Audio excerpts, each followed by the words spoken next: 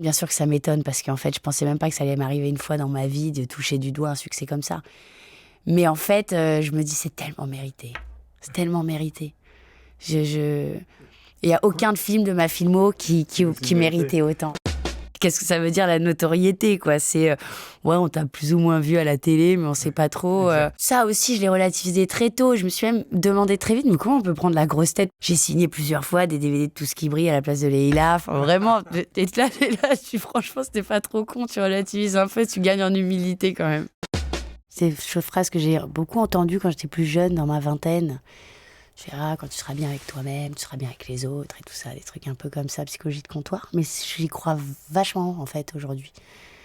Quand on s'aime et qu'on est OK avec ce qu'on est, parfois, comme là, tu vois, j'en dis trop. Parfois, je suis trop intense. Parfois, mais en même temps, c'est ce que je suis, quoi. Bonjour à toutes et à tous, je suis Alexandre Mars et vous écoutez Pause, le podcast où on prend le temps. Le temps de s'arrêter, le temps d'écouter, le temps d'explorer, le temps de rire. Soyez les bienvenus.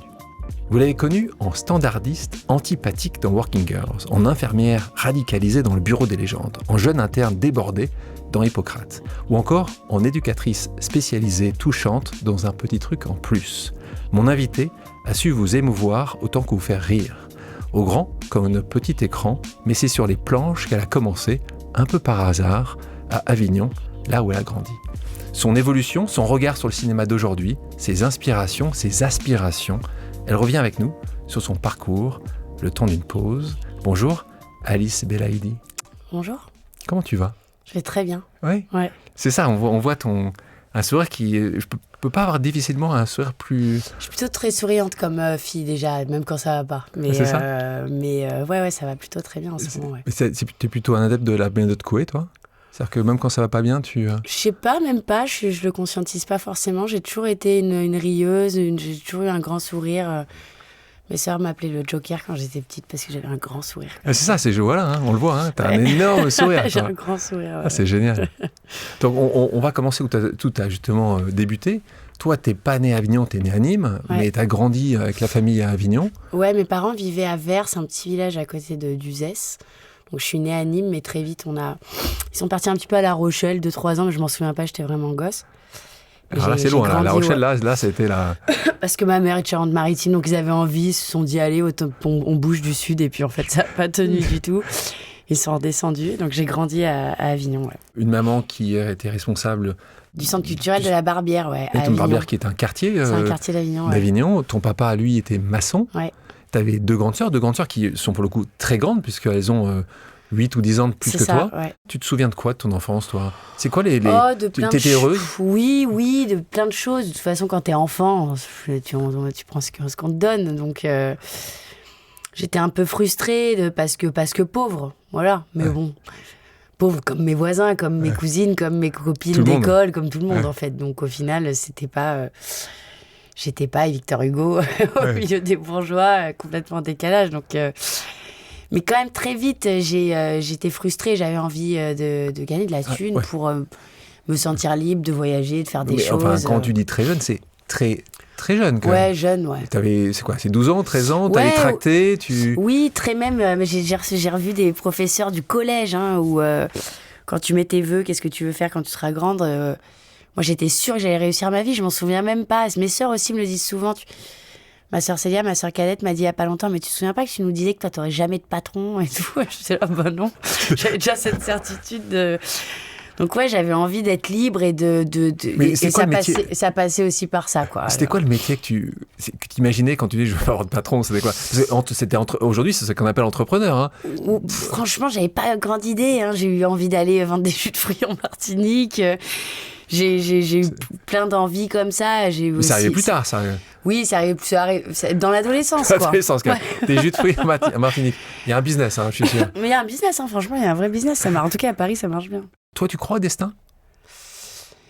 Je sais pas en quoi je crois, moi. Mais ouais, parfois oui. En fait, c'est marrant la croyance, parce que le lundi, je vais y croire à fond, puis le mardi, je vais me dire, bah non, le destin, pourquoi il y en a qui qui en chie autant, c'est trop injuste. Et puis le lendemain, je me dis, c'est dingue cette vie que j'ai, pourquoi on m'a choisi, est-ce que c'est pas écrit, est-ce que voilà, Qu'est-ce que t'en fais après? Je suis une ignorante en fait, mais comme nous tous. On ne sait rien, hein, t'as raison. Mais c'est ça qui est la beauté justement de la foi, souvent, c'est de savoir que Exactement.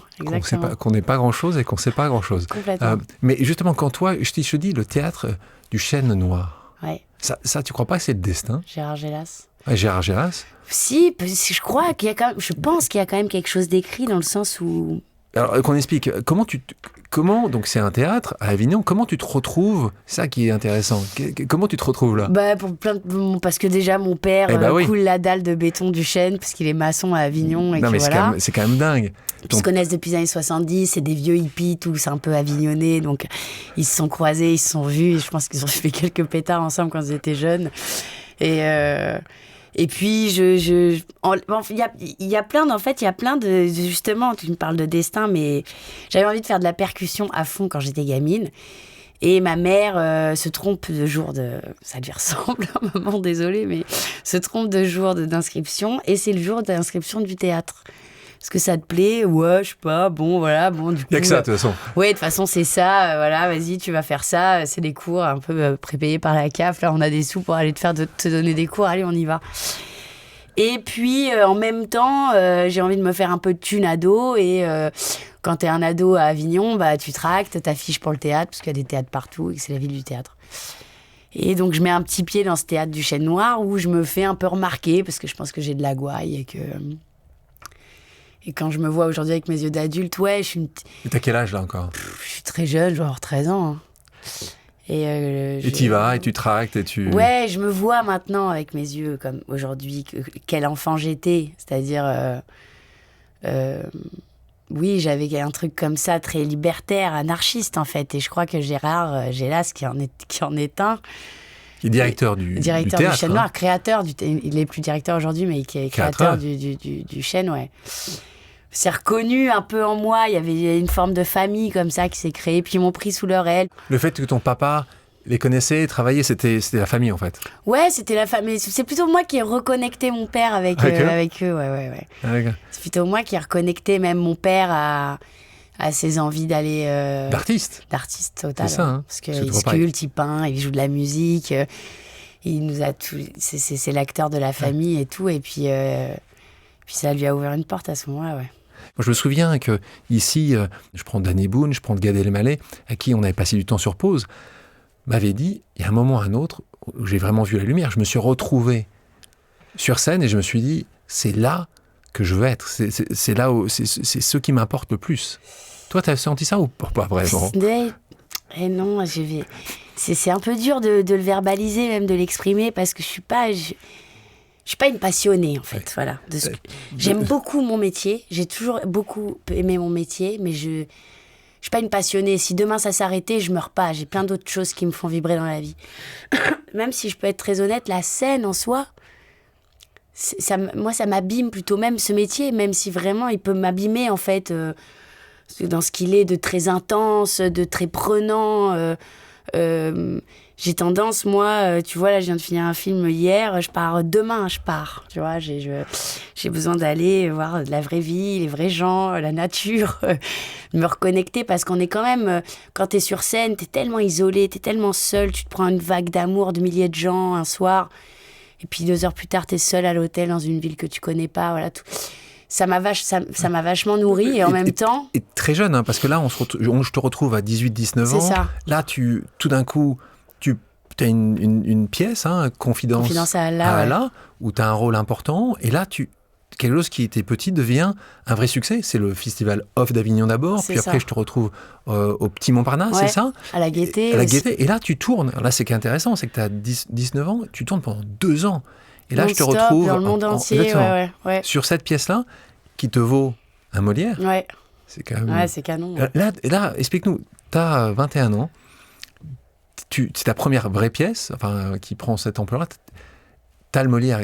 Tu dis quoi, la vraie? C'est un peu dépassé. Je me souviens pas des Molières parce que j'ai fait une crise de spasmophilie ce soir-là où j'ai taché ma robe parce que... De quoi? Parce que je vomissais, j'ai fait une tellement grande crise d'angoisse. J'étais avec mes parents qui me tenaient les cheveux, qui m'ont mis dans un taxi et ils m'en ont Donc voulu. t'as pas pu aller sur le... Si, j'ai pris mon Molière et puis je suis partie en courant. Et mes parents qui m'en ont voulu parce qu'il y avait un buffet incroyable.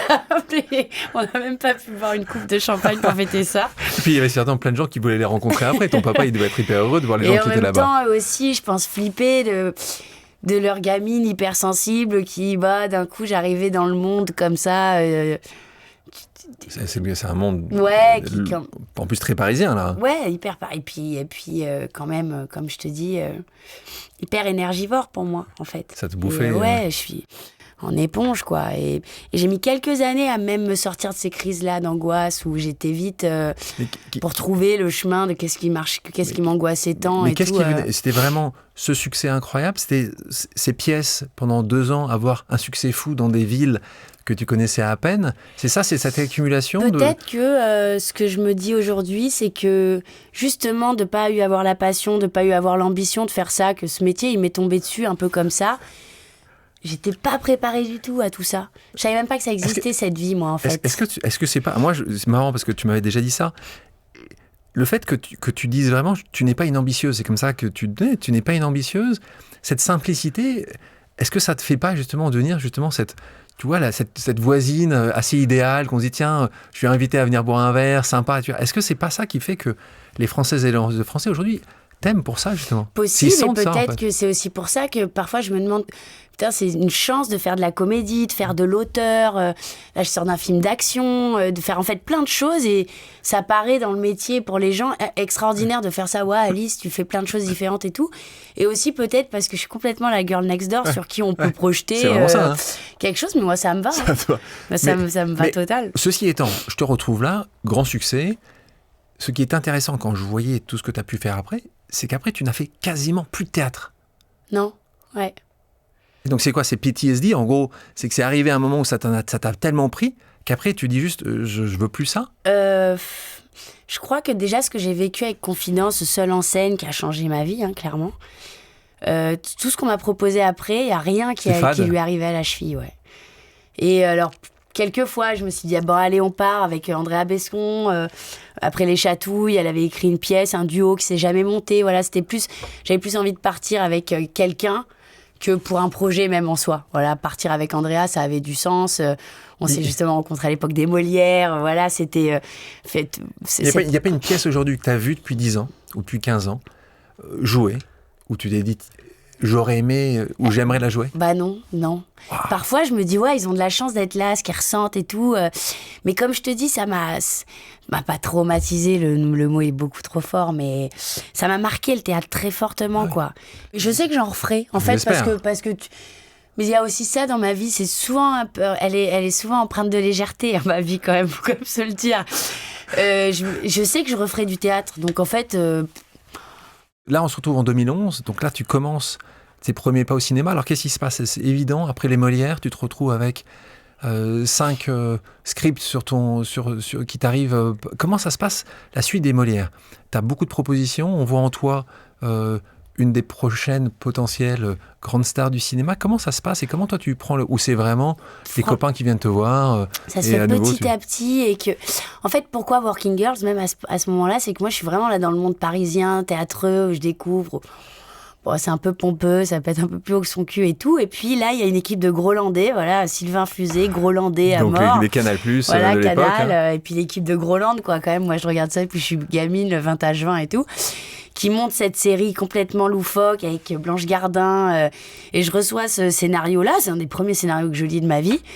Je trouve ça hilarant et je me dis, ah ouais, en fait, je suis pas bloquée dans un... On pense à moi pour un rôle comme ça, comédie à mort, hyper grinçant et tout. Et je me dis, ouais, trop bien, c'est une chance. Et en fait, tout de suite après les Molières et tout de suite après le théâtre, finalement, je mets un pied dans la comédie qui devient en fait une série qui marche vachement sur Canal et qui me popularise et qui me permet d'avoir accès à un cinéma populaire, en fait. Ah bah, intéressant, notoriété. Donc là, c'est évidemment pas le théâtre, même si tu avais fait beaucoup de dates qui... a fait que tu deviens connu, encore une fois. Ouais, connu de toute façon. Tout est limité, hein, en tout cas dans ta rue, dans ton arrondissement, dans ta ville. Ça. Mais là, ça y est, la Working Girls, c'est Canal+, c'est plusieurs centaines de milliers de personnes, millions qui vont regarder ça. Et ça, donc, il y a une dizaine d'années de ça. un peu plus. Comment tu l'as appréhendé, cette notoriété au départ? Ça t'a amusé, ça t'a intéressé, ça t'a interpellé? Non, c'est tout petit au départ, en fait. Ce qui est bien avec ma carrière, c'est que, si tu veux tout savoir, c'est aujourd'hui, là, à 37 ans, après un petit truc en plus, que je sens vraiment un changement.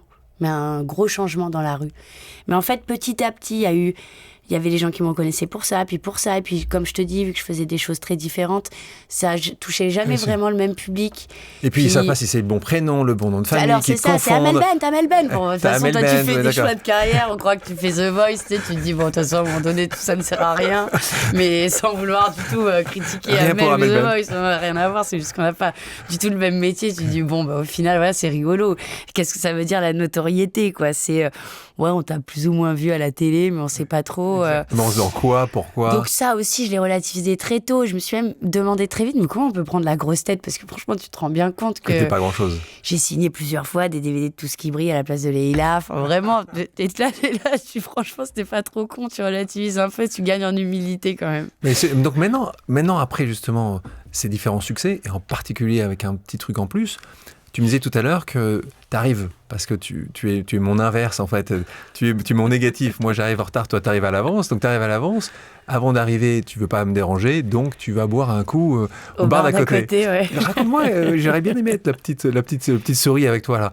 Comment ça se passe? Il doit arriver, ils reconnaissent rapidement, tout de suite? Oui, là il me reconnaît, il est gentil, il me sert un verre et puis je vais dehors pour fumer une clope et il vient gentiment me dire bravo pour le film d'Artus. Voilà, gentiment. C'est vrai que en tout cas ce rôle-là, j'ai beaucoup de chance parce que d'avoir un grand succès populaire avec ce rôle-là elle est hyper sympathique, la Alice du film. Elle est hyper empathique, elle est gentille, elle est rigolote.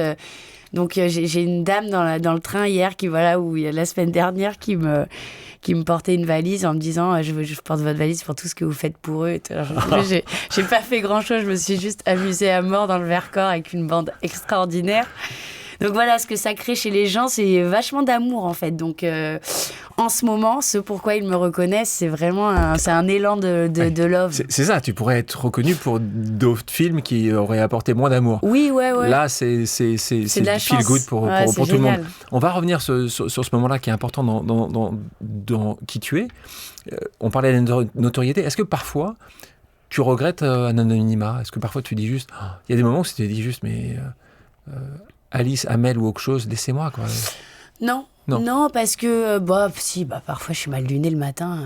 J'ai pas forcément envie d'être très sympathique avec tout le monde. Mais je trouve que le prix à payer comparé au kiff que c'est comme vie, la vie qu'on m'a offert, que je vis là, les privilèges, la liberté. Au final, c'est un peu la rançon de la gloire, c'est le prix à payer, mais je trouve qu'il n'est pas très cher. C'est pas très cher. Sujet aussi important, là tu parlais du dernier rôle, un rôle d'éducatrice assez exceptionnel. Un moment ou un autre dans certains de tes films, après c'était aussi des choix pour toi, quand tu acceptes Kaira de Franck Ganstabile ou ainsi d'autres, tu t'es dit à un moment ou un autre, je vais être cette jeune fille type banlieue. Justement, après les Kaira, c'est l'un de mes premiers films et c'est vraiment, s'il y en a un que je pourrais regretter, il n'y en a pas beaucoup, mais c'est celui-là. Parce qu'à ce moment-là, c'est un grand succès, commercial. Non, bien sûr. Faut le savoir. À ce moment-là, je suis une gamine et que j'ai pas conscience justement de ce sur quoi tu mets le doigt et qui est très important, de jouer l'arabe de service. Ouais. Et je sors de Confidence à Allah. Il y a Working Girl, et puis en fait très vite, avec mon agent Pauline Rostocker que j'aime à la folie, qui m'a guidée toutes ces années aussi, qui m'a aiguillée vachement sur ces sujets-là.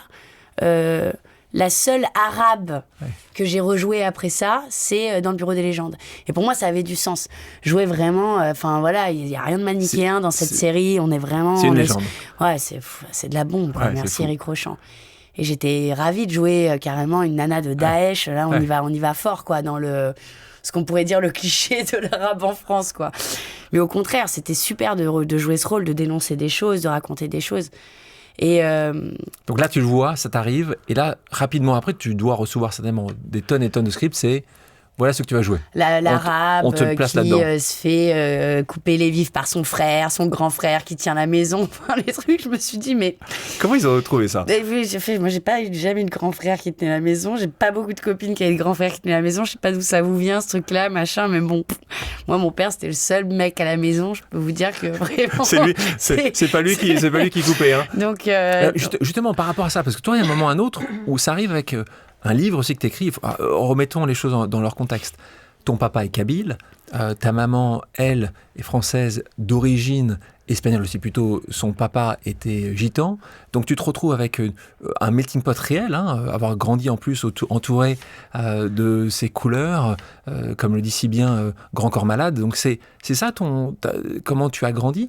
Et là, tu as vu arriver de plus en plus, quand même, et on en parle beaucoup ces derniers mois, et on va encore parler malheureusement trop, ce racisme. Alors en ce moment, c'est en roue libre. Assez primaire, exactement, c'est en roue libre, mais toi, là-dessus, quand tu écris, parce que tu as écrit un livre, un abécédaire. Alors j'ai voulu écrire un abécédaire que j'ai jamais fini, parce que je voulais faire l'abécédaire du racisme ordinaire, de passer de Zidane président sur l'Arc de Triomphe à quand on dit on va chez l'arabe, l'épicier, en fait. Voilà. Et j'avais envie d'interviewer et Zidane et l'arabe, en fait, du coin. Et qu'est-ce que c'est que d'être, en tout cas, une minorité et être victime de racisme en France. Et puis très vite, en fait, ce petit abécédaire que je voulais un petit peu léger, comme je te dis, ce qui est souvent le cas dans ma vie, un peu de légèreté, un peu de sourire, un peu de rigolade, c'est en fait transformé en un truc hyper glauque et un pamphlet antiraciste un peu glauque, quoi, parce qu'en fait, c'était pas drôle, en fait. Toutes les histoires qu'on m'a racontées, je parlais à Rimka à l'époque, j'ai parlé à des mecs qui m'ont raconté des histoires qui étaient... Ouais, et puis je me suis dit, alors c'est pas le format, en fait, c'est pas du tout le format. J'avais envie d'un petit livre qu'on met aux toilettes, où tu sais, qu'on s'ouvre comme ça, une page. Et non, c'était pas du tout le sujet. Donc, et au lieu de me dire, c'est cool, Plomb m'a fait confiance, et d'être gossé un peu comme ça, je me suis dit, non, je vais pas au bout, parce qu'en fait, c'est pas ce que j'ai envie de faire. T'as rendu l'argent à Plomb. J'ai rendu l'argent à Plomb, exactement, que j'avais déjà dépensé en plus. J'aurais rendu la thune et j'ai repris mon idée, quoi. On va rester quelques temps sur ce sujet-là, parce que c'est un sujet majeur pour toute personne qui aime cette démocratie et la différence qu'on peut trouver chez les autres. J'avais reçu, il y a quelques temps de ça, ici, reçu Mohamed Bouafsi. Mohamed Bouafsi, journaliste, qui a aussi écrit un livre racontant sa vie d'enfant battu, abîmé par son papa. Et nous parlait, il était au micro de C'est à vous il n'y a pas très longtemps, pour nous raconter, et on va en écouter un extrait. J'aimerais bien qu'on arrête de m'essentialiser en fonction de mon prénom, ou de mon nom, ou de ma prétendue origine, ou de ma prétendue religion. J'aimerais bien si on me disait, par exemple, vos sujets, Mohamed, sont nuls, ça me dérangerait pas, en fait. Je l'accepterais. Mais j'en ai marre qu'on me dise, t'es un bico, t'es un musulman, t'es un salarabe. Qui connaît ma vie, en fait? Je suis un Français, journaliste, citoyen, c'est tout. Ah, c'est fort, hein? Ouais, c'est fort, c'est fort. J'ai vu une autre vidéo de lui aussi qui m'a bouleversée, que j'ai commentée. Est-ce que tu penses que toi, ça aurait été un peu différent? Lui, il s'appelle Mohamed. Moi, j'ai rencontré des gens, et j'en parlais dans un de mes livres, qui ont dû changer. Ils s'appelaient Mohamed, ils sont appelés Marc. Toi, tu penses que dans le monde dans lequel nous vivons aujourd'hui, Alice, ça a pu te protéger parfois? C'est sûr que oui. Mais je sais que mes parents l'ont pas fait du tout pour ça, parce qu'en plus... Prénom de tes sœurs? Laetitia et Célia. Ouais. Et moi, mon père s'appelle Mouloud. Et on m'a même une fois, on m'a demandé si c'était un pseudo. Je me suis dit, t'es con, il aurait jamais choisi Mouloud comme pseudo. Il aurait choisi un truc un peu plus cool, quoi. Mouloud, c'est pas non plus le truc... Mais ouais, carrément, Mouloud, ça leur paraissait être tellement dingue que ça pouvait pas être possible. Mais moi, j'ai pas d'enfant, mais si j'avais un enfant, je lui donnerais un prénom maghrébin. Ouais. Parce que je pense que c'est carrément important, en fait, aujourd'hui. Donc, si toi, t'es plutôt dans le combat, là. Ouais, là, de toute façon, on n'a pas le choix. C'est-à-dire que, j'en parlais avec Hakim Gemili hier, où on se laisse faire comme nos grands-pères, comme un peu nos pères. Moi, mon père, il a été dans des camps de redressement du général Massu en France. Je peux te dire que c'était pas rigolo pour les Arabes à l'époque. Moi, je me laisserais pas faire comme ça. Jamais de la vie. Ouais. Je me laisserai pas faire comme ça. Je sais pourquoi on a appelé mon grand-père ici, qui a été enfant de troupe pour la France, qu'on a jeté comme du bétail, qu'on a humilié pendant la guerre. Bon, enfin, si je veux dire, il est venu ici pour sauver sa famille. Il a monté les chemins de fer. On avait besoin de lui. Il était dans des bidonvilles dégueulasses. Ils se sont instruits, ils se sont intégrés. Intégrer, c'est tellement important pour... voilà, enfin, oui, vous inquiétez pas, ils se sont intégrés. Ouais. Ils ont justement appelé leur enfant avec des prénoms français. Ils ne se posaient plus la question. Moi, ma famille, elle est... Tu parles arabe, toi ? C'est un tissu de métissage. Non, pas du tout. Et on en veut un peu à mon père, mais... oui. Mais lui non plus, lui dit, mais moi non plus, je parle pas arabe. Il parle très bien arabe, il a l'impression de pas parler arabe, mais parce que... Justement, c'est l'intégration qui a fait que tu penses qu'il n'a pas voulu... Je crois que mon grand-père, oui. Mon grand-père, il y avait quelque chose comme ça. Ma grand-mère, elle avait pas... Il y a eu un moment où même ma grand-mère, elle n'avait pas le droit de prier et tout ça. Il y a eu... Je pense qu'ils ont été tellement humiliés, en fait, en Algérie, vraiment, quoi. Qu'à partir du moment où il s'est dit, bon, allez, je quitte les problèmes, là, machin, je me fais petit, j'arrive en France, je me fais petit, je mets mes enfants à l'école, et puis on verra ce qui se passe, quoi. Mais moi, je me soumettrai jamais. Non, je me soumettrai jamais. Je veux pas foutre le bordel, hein. C'est pas ce que je suis en train de dire. Par contre, là, je reçois des tonnes de messages racistes sur Instagram. Des tonnes. J'en ai posté même. Et donc tu dis, quand on parle de libération de la parole, c'est ce que tu vois au quotidien? Bah ouais.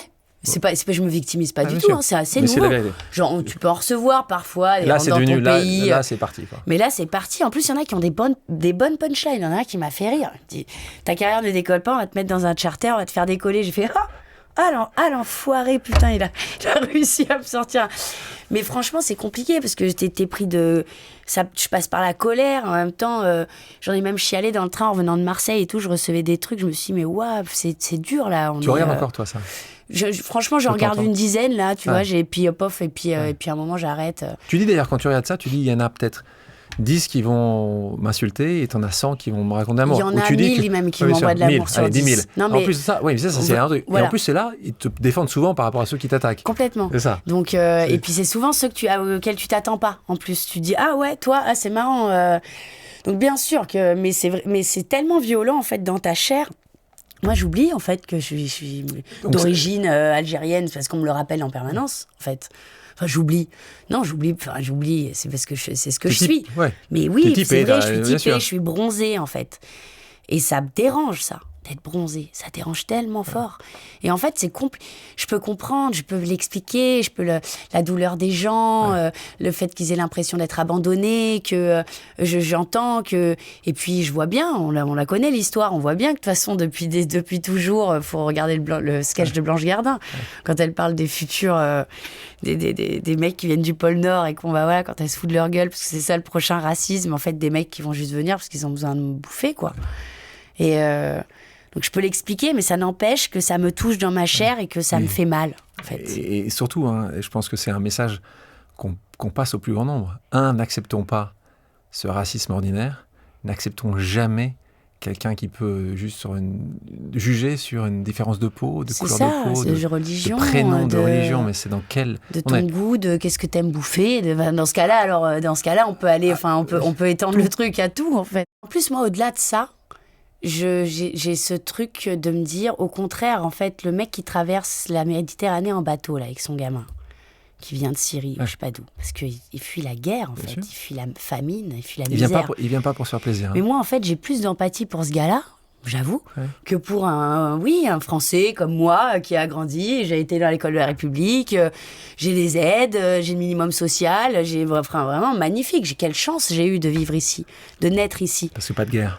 Parce que pas de guerre, parce que quand même, on a quand même un pays magnifique, on a des droits incroyables.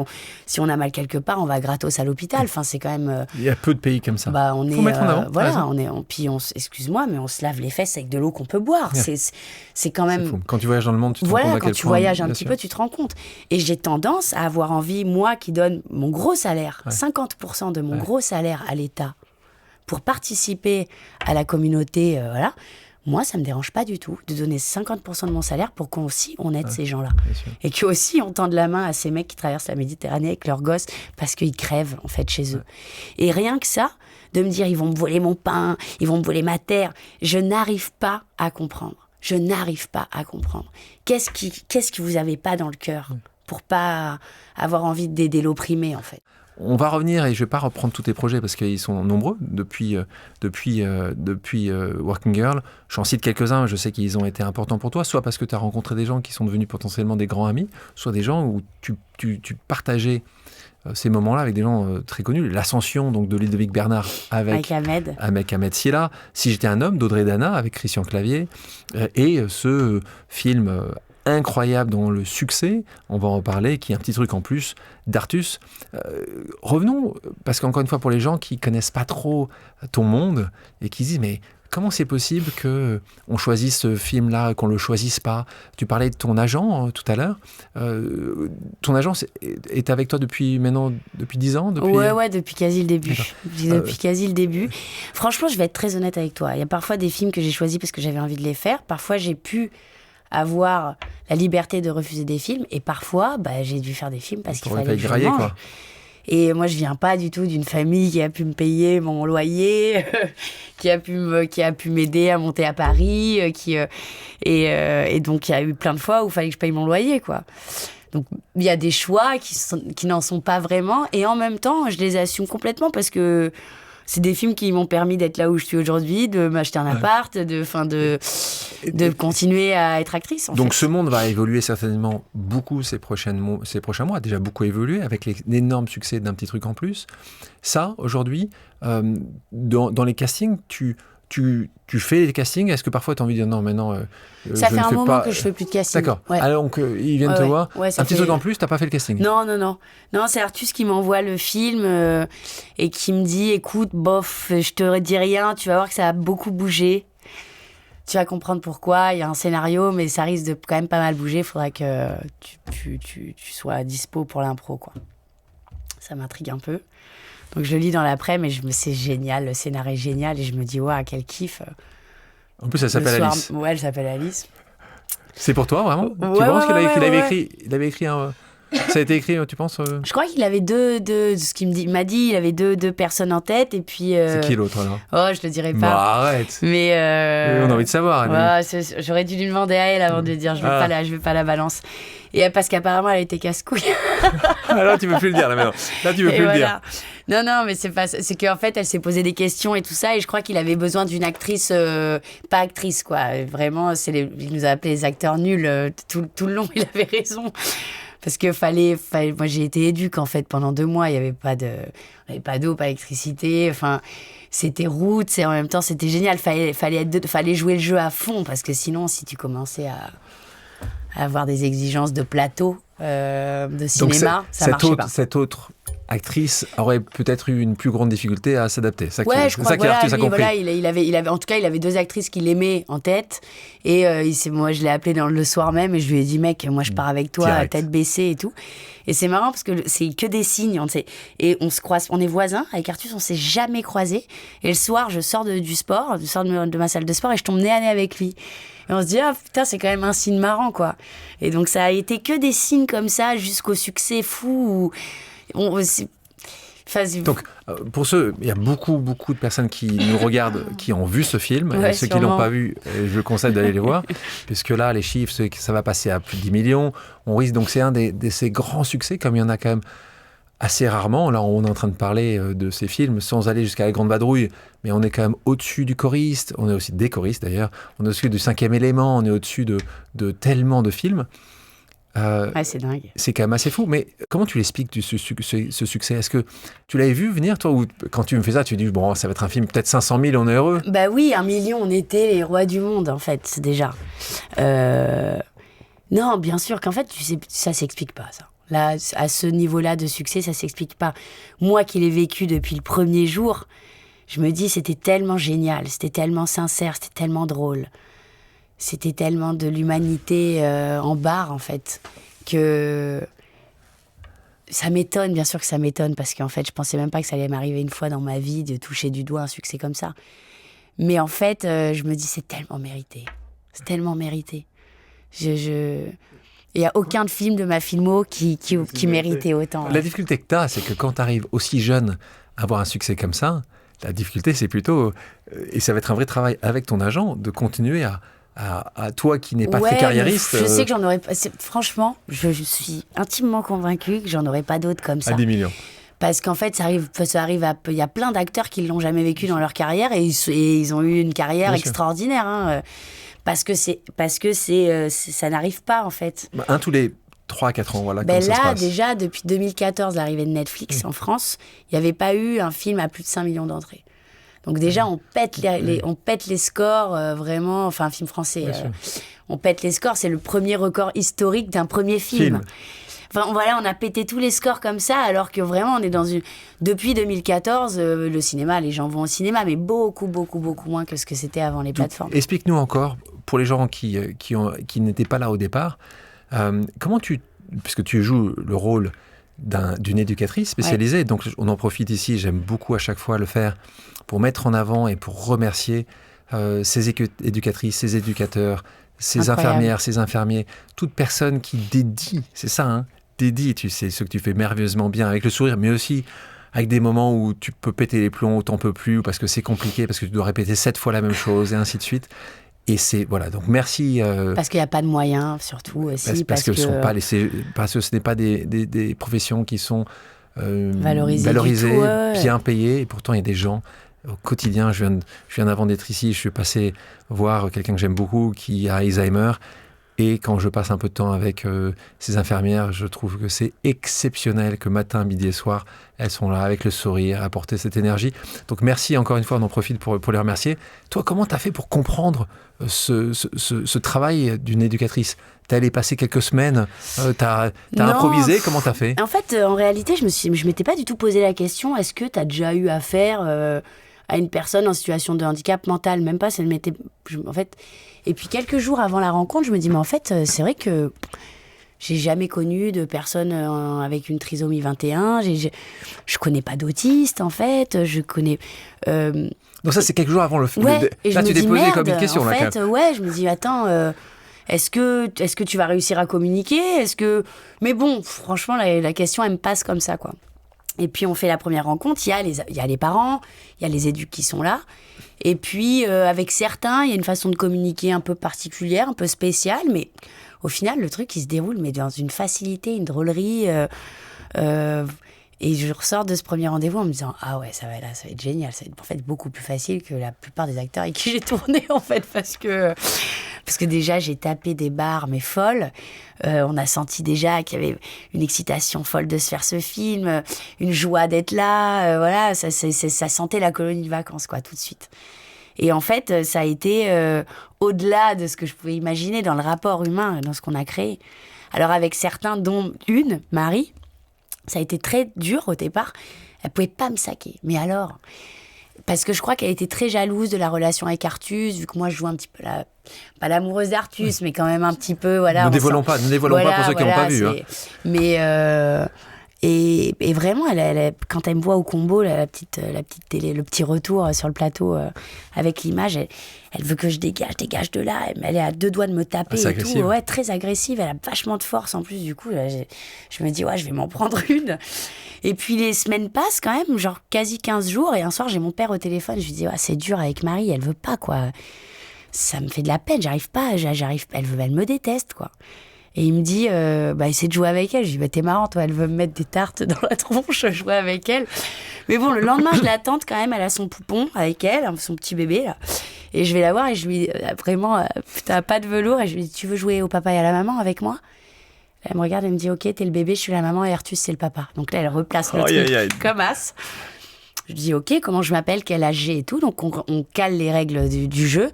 Et à partir de là, je me suis fait une grande amie, moi. Mais avec Marie, on s'appelle 3 fois par jour.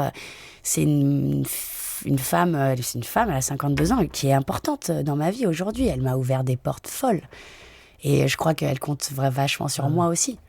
Et donc, et à partir du moment où on s'est dit, ok, on s'aime, ok, c'est bon, le contrat, il est écrit, en fait, on se pose plus de questions, on s'aime, et puis on y va, quoi. Ouais.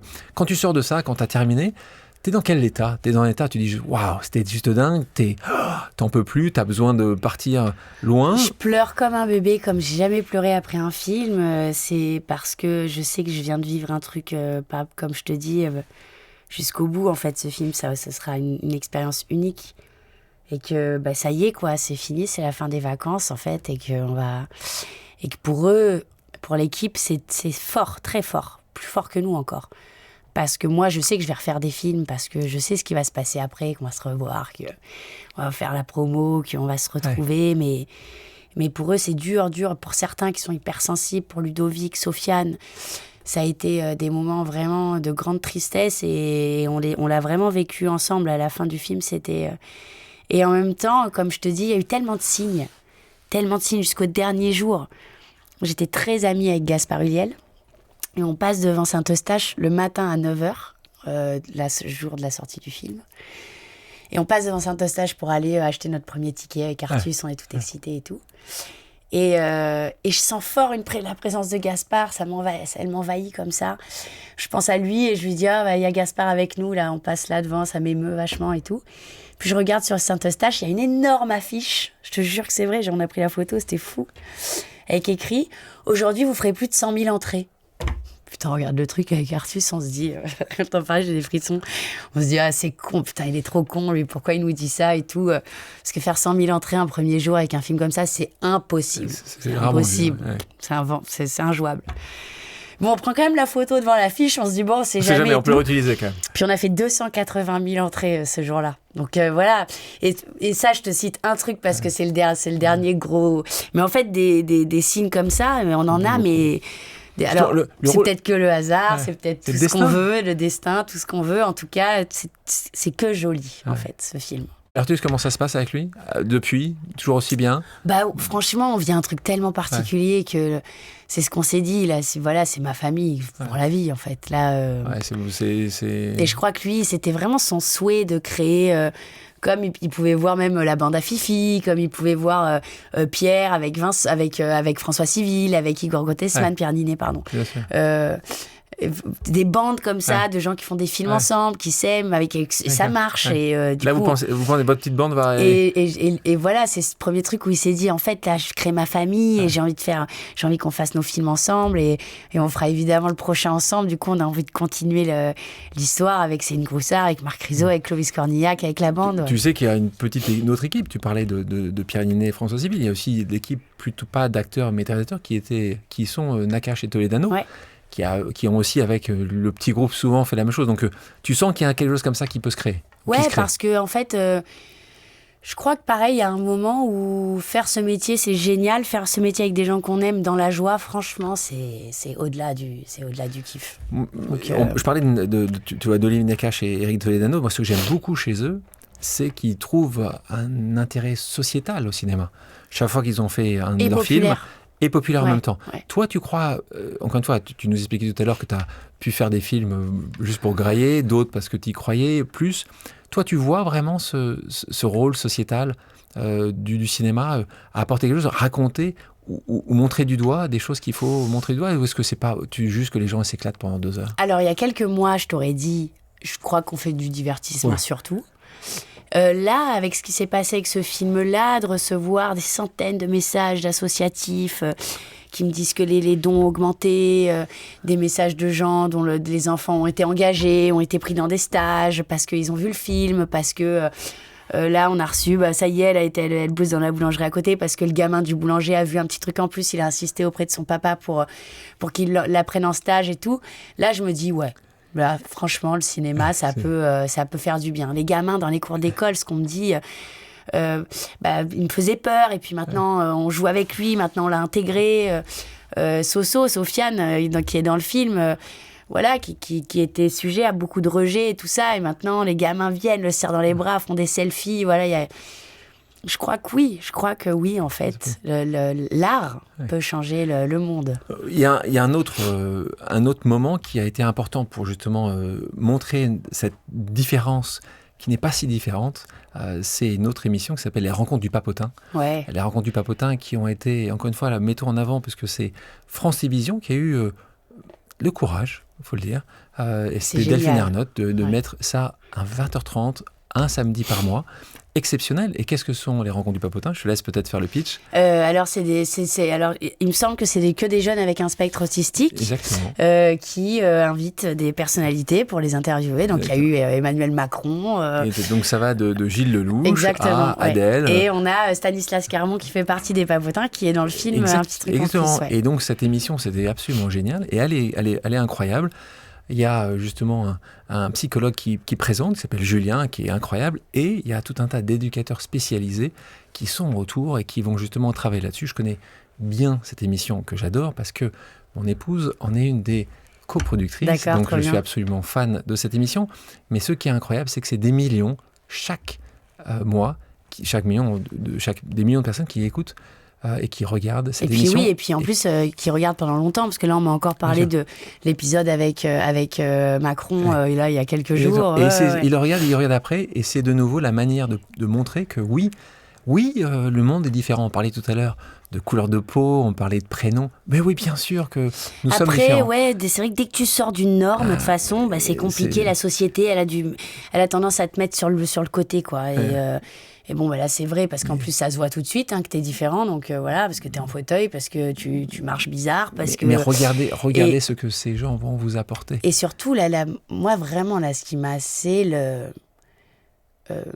à quel point leur monde, quand même, en général, est bien plus vaste que le nôtre. Quand même. Donc ça, je te propose, tu sais quoi ? Tu parlais de quelqu'un que j'apprécie, que je connais, tu viens d'en parler, et je te propose une pause amicale. La pause amicale, c'est simple, j'ai demandé à quelqu'un qui te connaît, qui t'aime forcément beaucoup, de te poser une question. On va l'écouter, tu vas reconnaître sa voix, qui est une merveilleuse, belle voix. Bonjour Alice, est-ce que du coup ça t'intéresserait de jouer le rôle d'une personne en situation de handicap, une personne autiste Je pense que tu serais très beau dans ce rôle-là, parce que tu es une très bonne actrice et tu pourrais très bien jouer le rôle de quelqu'un, je pense, qui est autiste et tout. Est-ce que ça t'intéresserait ? On parlait donc, voilà, c'est de Stanislas dont tu parlais tout à l'heure. Alors, Stanislas, je crois qu'il me pose cette question, sans vouloir parler pour lui, mais on en a beaucoup parlé, lui et moi, parce qu'il aimerait beaucoup jouer le rôle d'une personne qui n'est pas autiste. Voilà. Il aimerait jouer le rôle d'un mec lambda. Normal. Moi, pour répondre à ta question, Stan, j'aurais un peu de mal peut-être j'adorerais pouvoir le faire en tant que performance d'actrice, mais je trouverais ça un peu malhonnête dans le sens où les acteurs avec un spectre autistique n'ont pas beaucoup de travail. On leur propose pas beaucoup de rôles. Et ce serait un peu malhonnête de ma part d'aller en prendre un, en fait. Voilà. Je serais peut-être pas forcément OK avec ça. Je pense qu'il y a plein d'actrices qui pourraient, qui peuvent le faire. Voilà.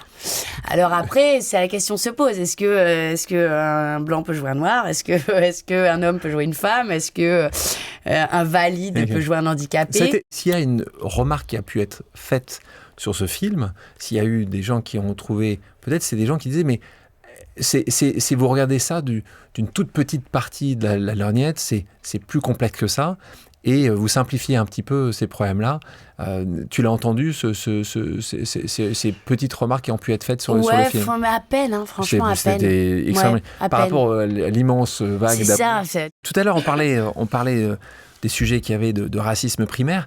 Notre gros sujet que j'aimerais aborder avec toi, c'est le rôle du genre, de la femme. Très souvent, même quand une femme avait un premier rôle, c'était le second rôle, en fait.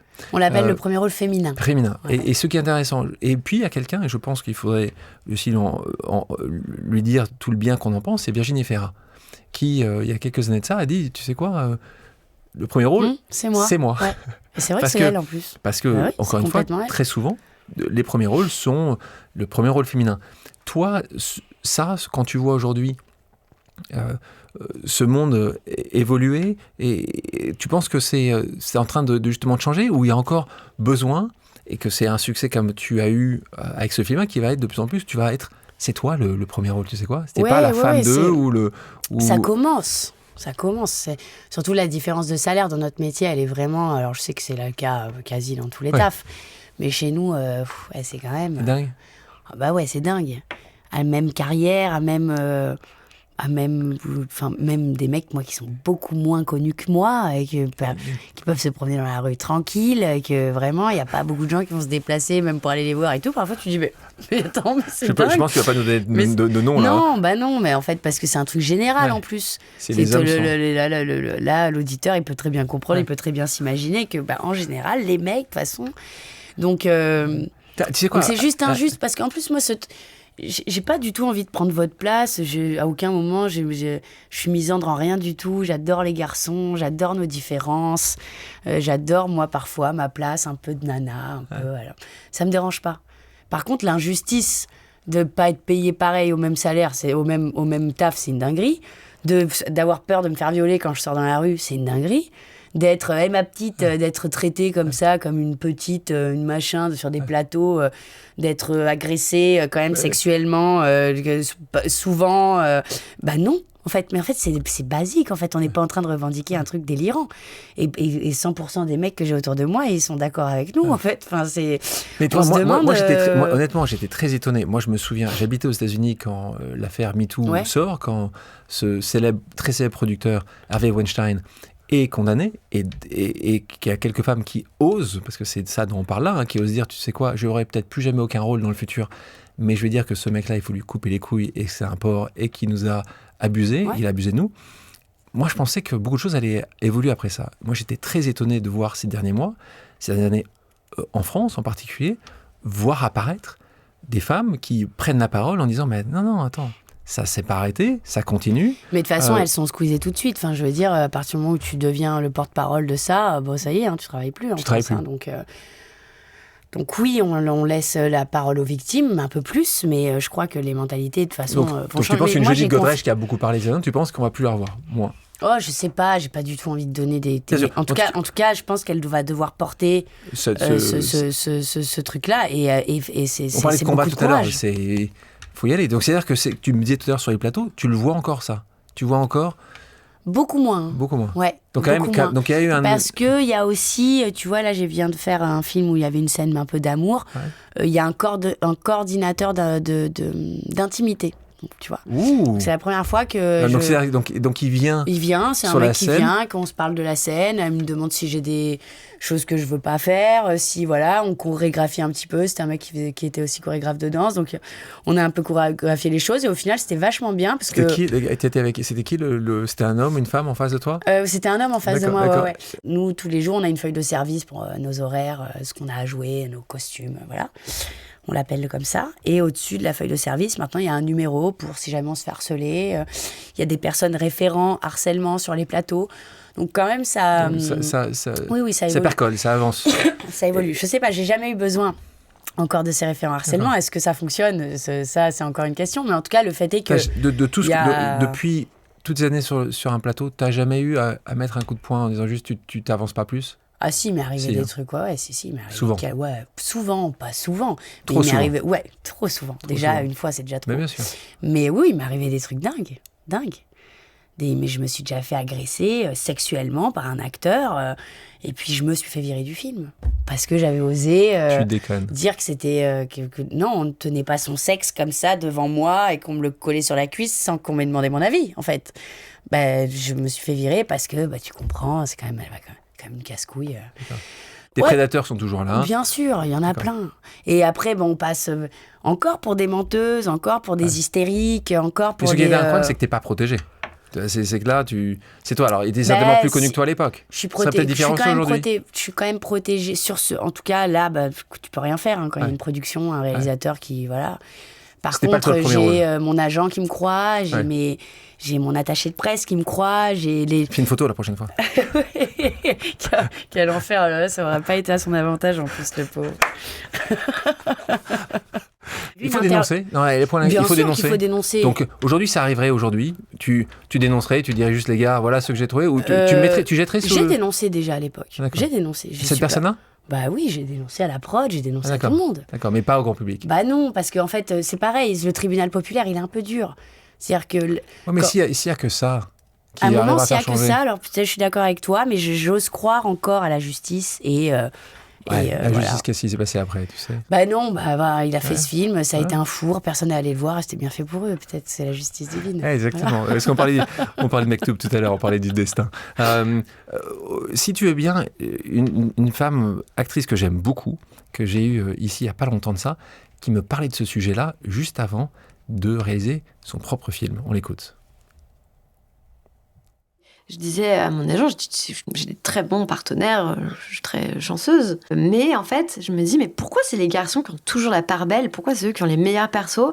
Pourquoi nous, on est là un peu pour servir la soupe? Par exemple, quand on voit le parcours de Margot Robbie, elle a créé Lucky Chap, sa boîte de prod, parce qu'elle disait, j'en avais marre que les personnages féminins, ils aient jamais les rôles, les partitions de rôles et marrantes à jouer, et qu'à chaque fois qu'elle lisait un scénario, elle se disait, oh, j'ai tellement envie de jouer le rôle du mec.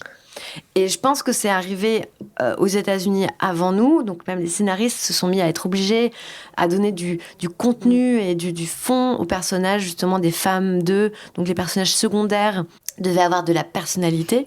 C'est arrivé maintenant en France et c'est de plus en plus répandu, et puis on féminise maintenant des personnages qu'on aurait donnés aux hommes, on comprend que ça attire les femmes au cinéma, que c'est les premières clientes consommatrices de cinéma. Et donc c'est sur Pause, c'était Anna Girardot qui était avec moi et qui me parlait de ça en disant juste, je peux pas juste être elle me disait la belle femme d'eux ou autre, qui dit la sœur d'eux, tout là. Ouais. Donc ça c'est c'est vrai, elle a raison, hein. C'est combien de fois moi j'ai lu des scénars aussi en me disant le rôle du mec il est génial. et moi l'un des rares Hippocrate, pour le coup, tu vois, mon rôle ça pourrait être un garçon, ça changerait rien du tout. Le rôle de Louise, ça pourrait être un garçon, ça changerait rien du tout. Le rôle de Karim, le rôle de Zachary, le rôle de Bouli, ça pourrait être des meufs. Moi, je pense que Louise, qu'il est... tu vois. Mais franchement, si tu me trouves une scène où il nous a sexualisés, même. T'as raison. Vous êtes asexués pour ça. On est complètement asexués. Alors, il y a des petites histoires de love, de machin et tout, mais franchement, on pourrait remplacer le personnage par un mec, quoi. Et ça n'arrive jamais, en fait. Et pareil pour les salaires. C'est-à-dire qu'un mec comme Lil T, pour lui, c'est même pas... Mais vous connaissez vos salaires, par exemple, sur Hippocrate? Vous connaissez? Oui, on sait. Comme dans n'importe quelle entreprise, vous échangez en disant, même, c'est ça. Ouais, Et après, vous retournez voir la prod en disant, hey. C'est dégueulasse. Non, mais en fait, en plus, on le sait. En général, tu le sais dès le départ parce que les agents, on a tous plus ou moins, voilà. Et donc, ça se sait. Et puis, en général, les prods donnent les salaires des autres parce que c'est un équilibre. C'est-à-dire que c'est aussi en fonction de ta notoriété, tout ça. Qui est une logique, en fait, dans la rémunération Ils ont bien fait de faire Hippocrate 3 avant un petit truc en plus, parce que là, tu voudrais beaucoup plus cher. Ouais, je sais pas, non, je pense que Hippocrate, quoi qu'il, faire aussi là, c'est une série, mais des films sociaux qui parlent pour pas grand-chose, et après aller gagner mon pain sur des grosses comédies qui vont rapporter beaucoup d'argent, moi, ça me va, j'ai pas besoin de gagner des sous sur tous les films que je fais. On va continuer nos pauses amicales. On a continué à aller parler avec des gens qui t'aiment beaucoup et on va en écouter un autre qui va te parler d'un endroit que tu aimes beaucoup. On écoute. Hello Alice, c'est sur le son de Shadé, Smooth Operator, que je m'adresse à toi. Parce que c'est la chanteuse qui me fait penser à toi. Il est mignon.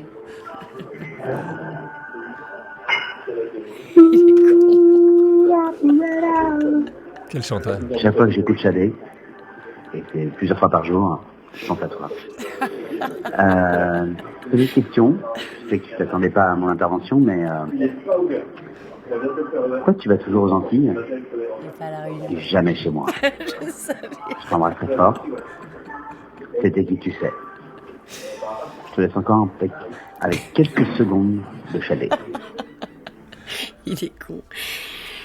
C'est une des personnes les plus drôles que je connaisse, déjà. Alors, on parle de Manu Payette. Manu Payette. Payette, attention, parce qu'à La Réunion... À La Réunion, ça déconne pas. Voilà. Donc, déjà que je vais pas à La Réunion. Pourquoi je vais aux Antilles, pas à La Réunion En plus, vraiment, j'ai tourné... Je connaissais pas La Réunion, j'ai tourné à La Réunion, et grâce à Manu... C'est exceptionnel, c'est magnifique. Qui n'était pas sur le tournage avec moi, il était en France, hein, mais j'ai vécu La Réunion par les airs, par la terre. J'ai été accueillie comme un prince à La Réunion. Grâce à toi, Manu, je te remercie. Donc j'en ai un souvenir incroyable.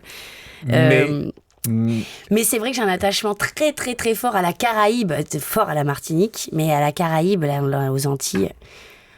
pour la musique, pour la bouffe, pour l'amour au départ. Ouais, pour l'amour au départ. Au départ, je suis amoureuse d'un Martiniquais qui débarque lui en France. Il est en dépression.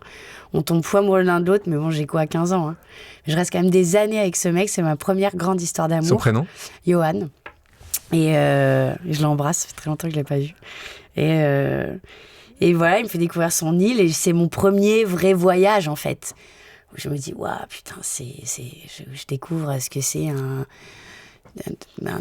arbre comme ça, en plein hiver, avec des fleurs incroyables, où je mange ma première coco sur la plage. Enfin, vraiment, tu vois, le premier voyage de l'ailleurs, quoi. Et en plus, moi, j'ai été éduquée quand même avec beaucoup de musique jamaïcaine, d'avoir Bob Marley avec mes parents, et puis très vite... les parents hippies reviennent, ouais. Ouais, le dancehall avec mes sœurs, Assis de la Kalanji, Buju Benton, à l'époque, ado et tout. Donc, toute cette culture, en plus, où quand tu vas faire tes courses, t'entends... moi, j'entends Buju Benton à la radio chez Carrefour. Je me dis, mais c'est quoi ce pays de dingue ? Et puis, on se quitte au bout de quelques années, et je garde l'île quand même. Parce que je m'y suis fait plein de copains, parce que j'aime y retourner, parce qu'à chaque fois que j'y retourne, j'ai l'impression d'être chez moi, que j'ai mes petites habitudes au bout du monde et que ça me fait kiffer, quoi. Et puis, je voyage beaucoup, du coup, je vais voir plein d'îles dans le monde. En Nouvelle-Calédonie, je vais dans l'océan Indien, je découvre la Réunion, que j'aime beaucoup. Mais je me reprends jamais cette première claque, en fait. Et là, je vais visiter des maisons demain pour un peu m'installer là-bas. Ça y est, à 37 ans, je me dis, c'est peut-être le moment de vivre vraiment mon kiff et d'aller un peu m'installer 6 mois par an dans l'endroit que j'aime le plus au monde, qui est la Martinique. Ouais, donc c'est quand même, on va voir. On va suivre, savoir si tu vas le faire ou pas. Mais en tout cas, bravo de suivre cette envie, cet amour que tu as pour cette merveilleuse île. Elle est incroyable, cette île. Elle est super puissante. Et puis cette population qui est tout aussi incroyable. Ouais, de ce peuple qui connaît son histoire par cœur, qui est en même temps dans la revendication, mais pas dans la violence bête et méchante. Qui, voilà, quand on parle mon père, il dit un truc très joli. Il dit, mais en fait, on parle de la nonchalance aux Antilles et tout, mais ils sont pas nonchalants, ils sont résistants. Il y a un truc assez joli là-dedans. J'adore cet endroit. On parlait de claque, on parle aussi d'amitié. Manu, voilà, on sent qu'il y a une vraie amitié entre vous. Comment tu construis une amitié comment tu l'as construit au départ ? Est-ce que à chaque fois, si tu vois des gens arriver, tu dis, voilà, là, c'est moi Alice qui non, vont j'ai aimer. pas ce truc-là, toi, non. tu dis, ok, à bout d'un moment, ils vont. Je me fais pas beaucoup de nouveaux amis, hein, ouais. C'est pas donc facile. C'est compliqué de faire des nouveaux amis. Ouais, je crois comme tout le monde. C'est beaucoup au coup de foudre, moi, mes amis, quand même. Ouais. Beaucoup de tu sais pas pourquoi, je t'ai aimé plus que j'ai aimé les autres, et puis on s'est aimé, on s'est compris sur des trucs. Est-ce que c'est comme chimie, l'amour, quoi. C'est des timings, de moments où on a le temps, de moments où on a le temps de se rencontrer vraiment. On va continuer de parler d'amis, on va avoir une autre pause amicale. Il y a beaucoup de gens qui vont te poser des questions. Cool. Hein. On l'écoute. Coucou ma Alice. Alors je voulais savoir si un jour je gagnerais une partie de backgammon en 100 points. Donc on parle de Octave Marsal. C'est mon meilleur ami. C'est vraiment comme un frère. Avec une amitié plutôt récente, hein, parce que c'est pas que t'as pas grandi avec lui. Hein. Non, écoute, justement, ça passe encore par une histoire d'amour où j'étais amoureuse de quelqu'un et dont il était très ami. Et une fois, c'est comme la Martinique, j'ai quitté le mec et j'ai gardé le pote. Ouais. D'accord. Ouais, ça fait quoi ? Ça fait 6 ans, un peu plus de 6 ans peut-être qu'on se connaît avec Octave. Et il a jamais gagné une partie de backgammon. Non, jamais. Si, il en a pas gagné une, mais un soir où j'étais ivre morte d'alcool, ça m'arrive jamais, je bois très peu. Et il a gagné en plus un pauvre pari nul en plus, vraiment comparé à tout ce que j'ai gagné. Oui, parce que c'est ça, parce qu'il faut comprendre. Tu joues jamais pour le fun. Hein.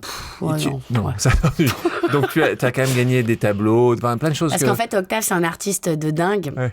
C'est un dessinateur de fou qui en plus a une cote qui est en train de monter. C'est-à-dire que les petits dessins du début, ils vont m'acheter un appart. Je pense que ça va me payer un appart dans quelques temps. Merci Octave, je te remercie. Non mais c'est rigolo parce qu'en fait, il y a aussi un truc quand même, je trouve. Je les adore, hein, mes potes. Hein. Mais ils ont du mal à perdre contre une fille. Alors ça, je pense que c'est atavique. Hein, vous avez éduqué là-dessus. C'est bien, tu me mets dedans. C'est bien. Les hommes, hein, je généralise. Alors que je vous batte pas au foot ou à la course, ok, ou à la muscu, ça j'entends. Par Ça contre, peut au arriver, backgammon, hein. les gars, alors là, c'est mort, quoi. Et en fait, je crois qu'il a quand même... Je pense que si c'était un mec qui l'avait autant humilié au backgammon, il l'aurait accepté. Le fait que ce soit moi, il court toujours après la victoire. Et puis en plus, du coup, je propose de...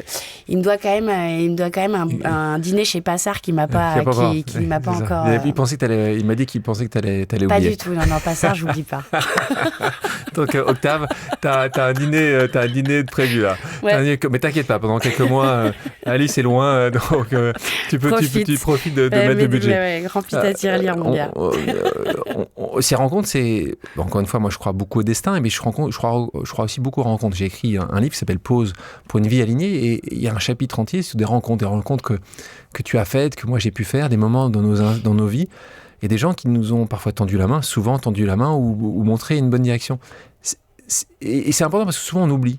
Soit on oublie de remercier ces personnes-là. Ouais, c'est vrai, t'as raison. Et pour moi, c'est toujours important de revenir. Moi, c'était mon proviseur, tu vois. Enfin, j'en ai plusieurs, hein.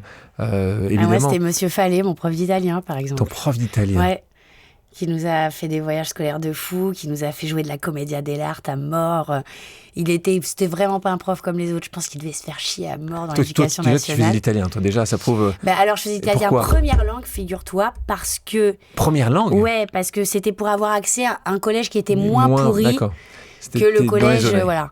Et du coup, mais en fait, on n'était que des cancres horribles de parents qui voulaient nous sauver. Donc en fait, c'était pire, en fait. Mais vous tombez sur ce professeur-là ? Ouais, Monsieur Fallet, ouais. Et donc, Et si, en parlant de ça, parce qu'il t'a appris justement la commedia dell'arte, comme tu dis, si tu n'avais pas été actrice aujourd'hui, avec un peu de recul, tu dis, il y a un autre métier que tu penses que tu aurais su faire ou que tu aurais aimé faire ? J'aurais peut-être été délinquante.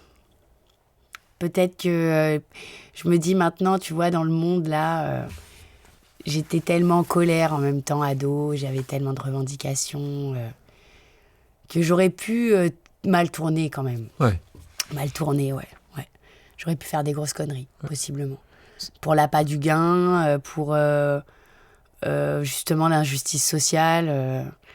Pourtant, tes parents étaient plutôt hippies, oui, pas extrêmement... Oui, ta maman était portée sur ces sujets-là. Mais aussi, en fait, libertaire. Ouais, aussi. Et en fait, donc... Il est interdit d'interdire.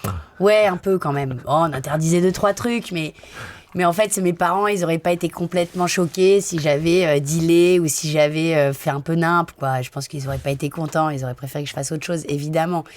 Mais c'est pas la bonne famille qui aurait été super choquée de ça, quoi. En tout cas, dans le milieu même dans lequel j'ai grandi, et voilà, et où en fait les portes de sortie, il n'y a pas beaucoup de propositions. En fait, quand tu grandis dans un quartier à Avignon, t'es oublié à mort. C'est donc. T'aurais pu mal tourner. Ouais, je pense. Une dernière pause amicale, tiens, quelqu'un que t'aimes beaucoup et qui t'aime beaucoup, qui va te poser une nouvelle question. Coucou Alice, ma sœur, j'espère que tu vas bien. Au moment où tu écoutes cette note vocale, je ne sais pas si tu es en vacances ou pas, mais tu sais à quel point je suis jaloux à chaque fois que tu pars en vacances. Mais là n'est pas la question. Ma question, elle est très simple. Est-ce que dans 10 ans, dans 15 ans, dans 20 ans, on sera toujours aussi amis, aussi proches et voilà, c'est tout. Ça, c'est une très très bonne question. Puis le reste, je te les poserai en privé. Je te fais des gros bisous, ma sœur. Prends bien soin de toi. Je suis fier de toi et je suis très content de tout ce qui t'arrive. Trop mignon. Ahmed Silla. Putain, mais j'ai pas reconnu sa voix, c'est fou. T'as un problème à la gorge, Ahmed, ou quoi ? Non, mais en fait, Ahmed, putain, ça m'émeut carrément, Ahmed, parce que... Trop mignon ce qu'il dit. Ouais, il y a des amitiés comme ça où... Chez nous, on dit il est hnin. Il est bon de l'intérieur. C'est une belle personne. Et quand j'ai rencontré Ahmed, il avait encore rien fait. On tournait... L'Ascension, c'est ça ? Ouais, l'Ascension. On tournait place de Clichy. Il était anonyme. Personne. Ouais. Et pendant l'Ascension, il s'est devenu une énorme star. Mais genre, vraiment, ça a pété son sketch au Jamel Comedy Club. Il a du jour au lendemain... et il est toujours resté le même gars. C'est-à-dire qu'il n'a pas toujours le même père de famille, toujours le même mari, toujours le même frère, le même fils et le même ami, en fait. Et il est tous les 18 mars, le jour de mon anniversaire, à minuit 01, j'ai un appel FaceTime de Ahmed Silla qui m'appelle pour mon anniversaire. Et là, je te cite un truc à la con, mais... C'est pas un truc à la con. C'est pas un truc à la con, c'est vrai. Il se souvient parfois. Mais il est là dans les rendez-vous, il est là quand il faut, quand ça va pas. Je sais qu'Ahmed, ça fait partie des rares personnes que je peux appeler à 4 du mat. Il est à Marrakech ou je sais pas où. Très bon. Il va se démerder, il va m'envoyer quelqu'un. Donc Ahmed, la réponse est oui. Donc la réponse, 10, évidemment, 15, 20 ça ans. m'émeut à fond parce que oui, bien sûr, tu te débarrasseras pas de moi de sitôt. Voilà. Sache ça, mon frère. C'est mort. Bon, on va mettre à la réponse. Une question que je pose régulièrement, souvent, à mes invités. Le problème, c'est que je connais ta réponse, mais je vais la poser. Quel est l'endroit idéal pour faire une pause ? On va être plus précis, plus spécifique, alors, si tu me parles des îles. Ouais, ça peut être... Mais franchement, ça peut être un hamac un peu partout. Ah ouais, ça mais peut être un hamac ? Il y a un endroit, en fait, j'aurais envie de te dire mon lit. Parce que c'est l'endroit où vraiment, c'est le seul endroit où je déconnecte. J'ai tellement une pile, même chez moi, machin et tout. Paf, à partir du moment où je me pose dans le lit, je me mets en pause en général. Mais je repousse le moment d'y aller. Je suis vraiment une noctambule, donc je m'endors. En général, je vais me coucher très tard. Tu lis, tu regardes des séries, tu ça sors dépend, un peu. Ça dépend. T'as les potes.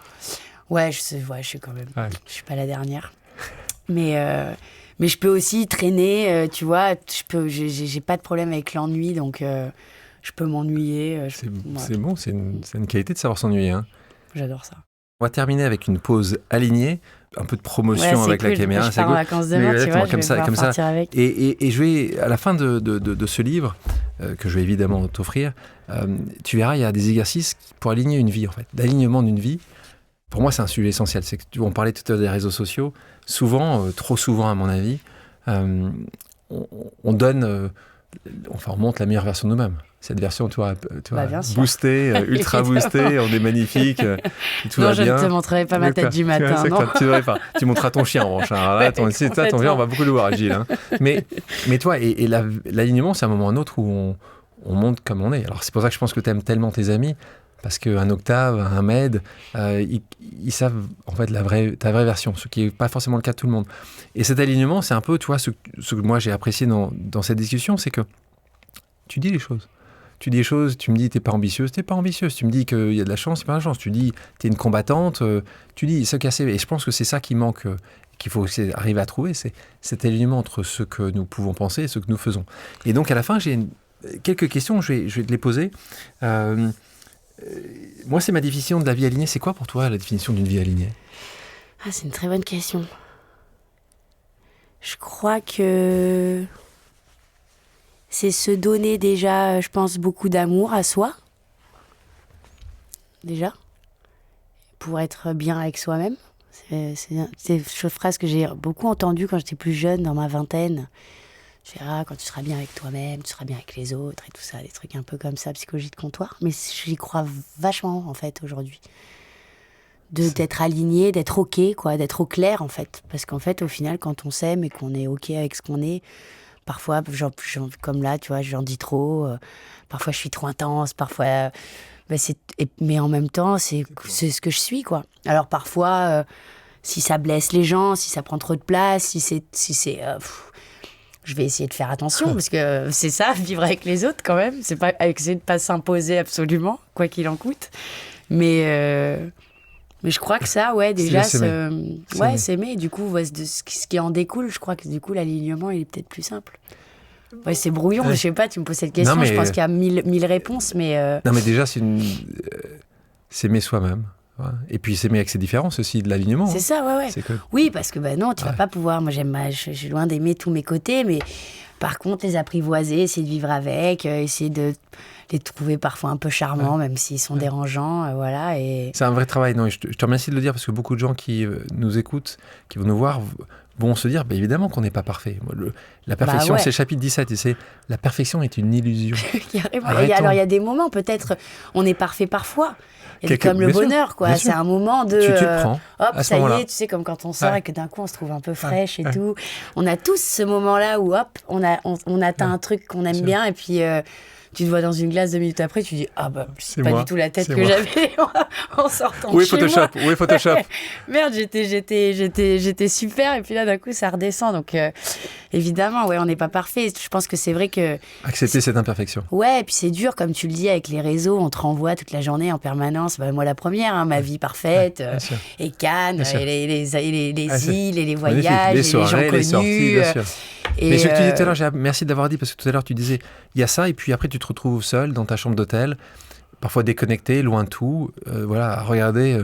je ne sais pas quelle émission à 2h du matin en cherchant à dormir. Donc c'est aussi ça, c'est pas que ça, mais, c'est une balance en fait. C'est ça qu'il faut qu'on arrive. Le yin, le yang, l'équilibre. En fait, finalement, je crois que quand on vit des émotions très fortes comme c'est ma chance, et beaucoup d'amour, et beaucoup, le peu, rien, vide, il est tout aussi fort en fait. Bien sûr.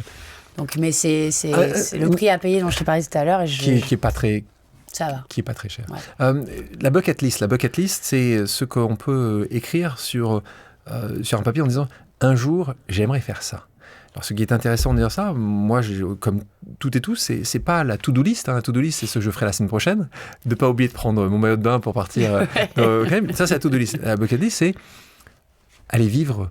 Peut-être essayer d'aller vivre 3 mois, 4 mois, 5 mois, et en achetant une maison dans les Caraïbes. C'est quoi des autres points ? On a compris que cette maison dans les Caraïbes était importante. Est-ce que tu as d'autres points dans ta bucket list ? Oui, bien sûr. En plus, cette maison, pour le coup, c'est pas si, en plus, c'est important. C'est vraiment un moment parce que je peux me l'offrir. Et que c'est comme une fois de plus, c'est une perche qu'on me tend. Et je me dis, bon, on m'offre cette villa, je me la kiffe. Peut-être que plus m'investir justement dans l'associatif, peut-être plus servir à quelque chose. Utiliser ça. Ouais. Que ça soit utile. J'essaye de le faire comme je peux, tu vois. Mais il y a des causes qui me touchent vraiment très fort. Qui sont qui touchent le plus ? Tu vois, la malnutrition des enfants dans certains pays, ça me fume carrément. Tu vois, c'est des choses où je me dis, est-ce que avec un peu de thunes, avec du temps, je crois qu'on peut, on peut quand même changer vraiment des choses à petite échelle et tout. Et je le fais pas assez. Et c'est vraiment ma bucket list de me dire, faut que tu prennes plus de temps pour ça. Et tu sais ce que je fais pour les autres à travers Epic ou à travers Infinite. Donc, ce message ne sera pas tombé dans l'oreille d'un seul.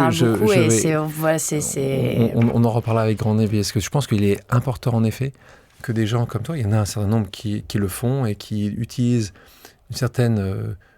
influence pour arriver à pousser un certain nombre de sujets. Donc oui, ça, en tout cas, mettre tu vois, on peut nous mettre un coup de projecteur sur des sujets dont tout le monde se fout, ou en tout cas... C'est pas forcément qui se foutent, mais en tout cas, en effet, qui ne sont pas suffisamment mis en avance. Comment tu aimerais qu'on se souvienne de toi, justement ?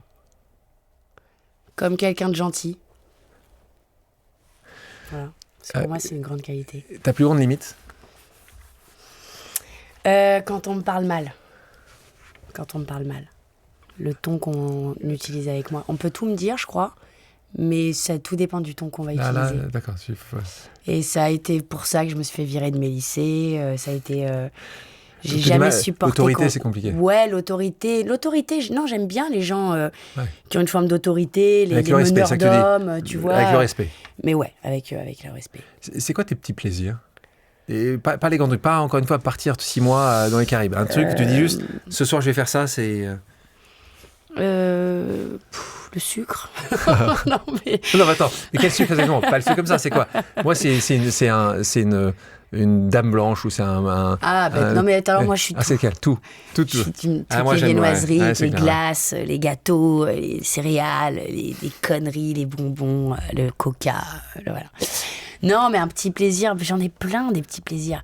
Regarder mes plantes pousser, génial, ça me va très bien. Chien, aller discuter avec mon poissonnier en bas de chez moi, du vrai plaisir de la vie qui me font du bien. Et une dernière question importante, à nouveau pour beaucoup de gens qui ont une vie difficile, parce que c'est quand même pour beaucoup de gens des vies difficiles, qu'elles soient au quotidien. Il y a des moments de bonheur, mais c'est vrai que la vie n'est pas forcément facile. Ouais.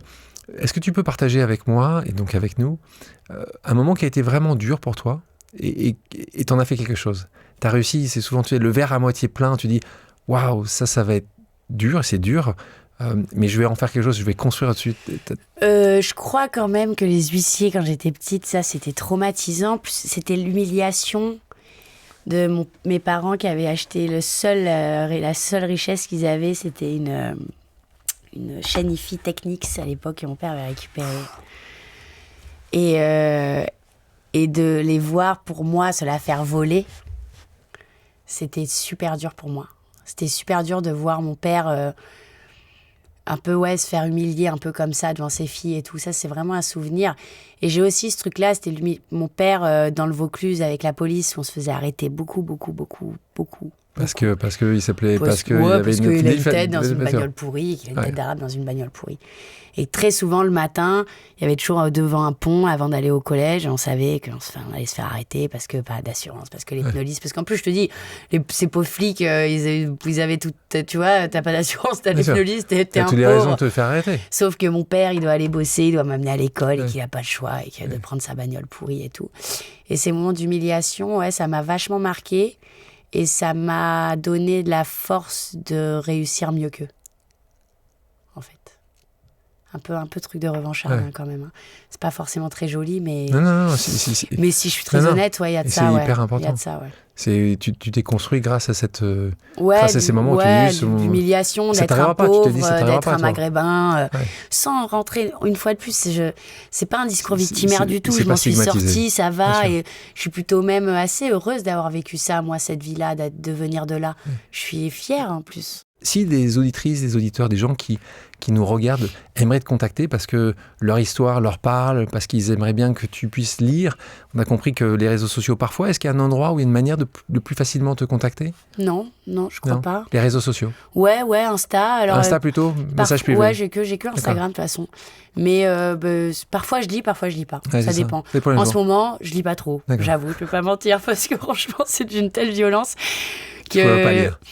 En plus, c'est parce qu'il y a eu vraiment un petit truc en plus avec des vagues d'amour. J'ai beaucoup lu des messages. Garde sur cette vague-là. Je likais les messages des gens, c'était assez agréable et tout. Et puis là, on est dans une petite période un peu plus down. Donc, je me protège parce que ça me touche. Ce serait te mentir de te dire que ça me touche pas. Et heureusement que ça te touche. Donc, je me protège un peu. Mais tu vois, ces messages dont je te parlais tout à l'heure, de gens qui me parlent de leur enfant, ça me touche vachement aussi, par ailleurs, tu vois. Donc, c'est quand même super. Dernier mot pour toi, est-ce que tu as quelque chose ou je te pose pas une question, tu aurais quelque chose à ajouter, dire, quelque chose qu'on n'aurait pas passé ? Non, je te remercie de m'avoir laissé la parole, ça faisait longtemps que j'avais pas autant parlé de moi. Ça y est, je peux plus me saquer, je vais aller parler d'autre chose. on va aller prendre un coup à côté là. En tout cas, merci Alice d'avoir pris le temps, d'avoir fait cette pause avec moi. C'est cool, merci. Merci à toutes et à tous d'avoir pris le temps de faire une pause avec nous. J'espère que l'émission vous a plu, inspiré ou fait réfléchir. Si c'est le cas, je compte sur vous pour le partager avec vos proches, laisser un commentaire et mettre la note de 5 étoiles sur les plateformes d'écoute. Si vous voulez me suggérer des invités ou simplement me faire part de retours, vous pouvez me contacter via LinkedIn en tapant Alexandre Mars ou bien m'écrire à l'adresse suivante, le podcast pause@gmail.com.